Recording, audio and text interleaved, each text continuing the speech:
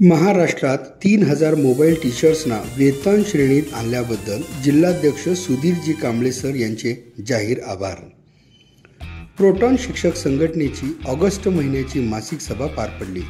यात 3000 मोबाईल टीचर्सना वेतन श्रेणीत आणल्याबद्दल संघटनेच्या वतीने जिल्हाध्यक्ष सुधीरजी कांबळे सर यांचे आभार व्यक्त करण्यात आले। तसेच या मीटिंगमध्ये मोबाईल टीचर आकाश शेंद्रे सर यांनी वेतन श्रेणीमध्ये कायम झाल्याचे आदेश दाखवत याचे सर्वस्वी श्रेय सुधीरजी कांबळे सर यांचे असल्याचे सांगताना उपस्थितांच्या वतीने पेढे वाटत याचा आनंद व्यक्त करण्यात आला।